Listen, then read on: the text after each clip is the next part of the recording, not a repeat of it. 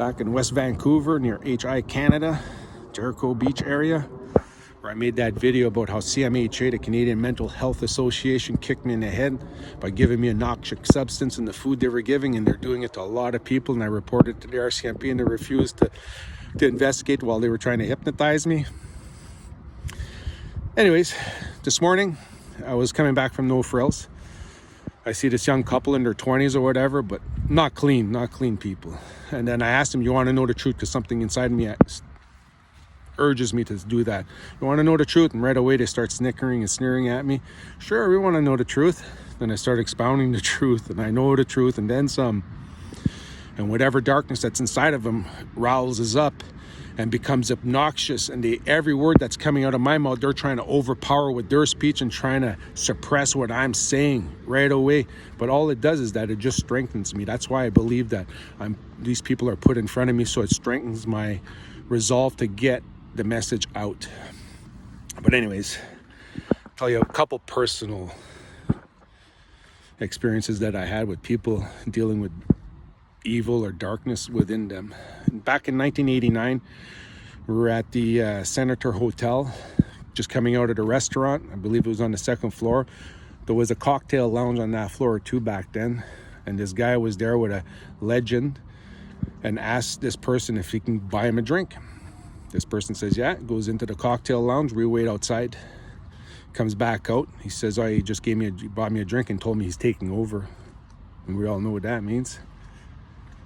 I didn't remember none of this until my awakening. But anyways, that night we go back to the apartment. I'm sleeping, 15 years old. All of a sudden, 4 or 5, whatever it was in the morning, my door blows open. This person, his legs are up in the air. His hands are up in the air, but he's on his back and he's getting bounced off his back. Boom, boom. And he's getting bounced, but he's moving like backwards, like across the kitchen. It's like, what's going on? I thought he was convulsing and stuff because he was ODing or something. I didn't know. So you're just waking up. I have no idea. I'm just a kid. We call the ambulance. Timmins Police shows up because the Timmins Police know exactly what's going on. They're all Freemasons. Everybody knows they're a clique. They're all on the take. But anyways, they wouldn't call the ambulance. Finally, the ambulance does show up. We argued we want the ambulance here. Ambulance shows up. They put him on the stretcher with the handcuffs behind his back, and he's yelling at me, "Put your hand over my heart. Put your hand over my heart. They're trying to get my heart." That's where your spirit resides. And he says they retreated back into the walls, these shadows. He told me these shadows retreated back into the walls, and they said, "We're going to be back for you." And they said his last name. And they were back after, like this is years ago. He's gone. He's down there. But anyways, now I'll tell you another story. I was in Southern Ontario with this person. He wasn't a friend. That guy tried to set me up multiple times, screw me over, everything. And he told me, I won't tell you his name, but he told me he was a Satan servant.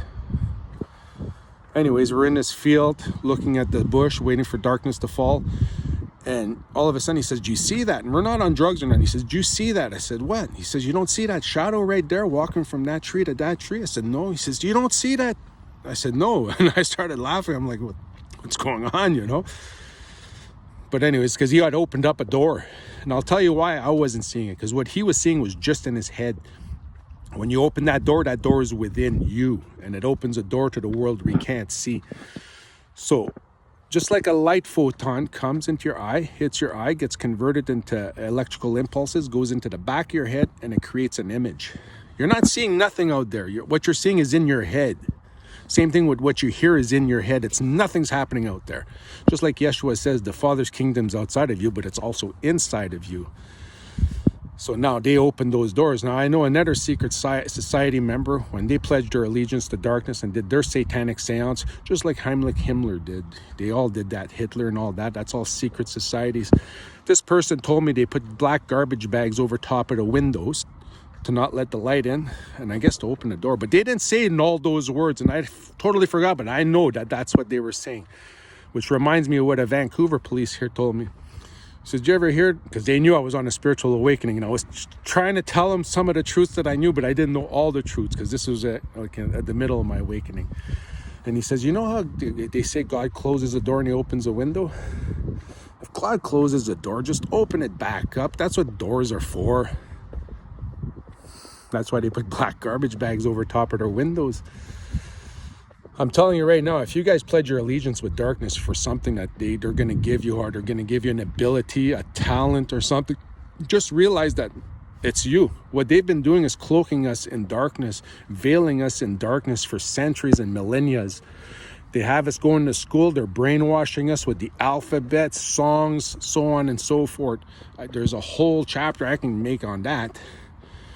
But they're trying to make you believe that they're giving you something. They're not giving you nothing. That's you. So now all of a sudden you're giving your power away back to them, because they lost that power into Adam. You can clearly see God breathed his breath into Adam.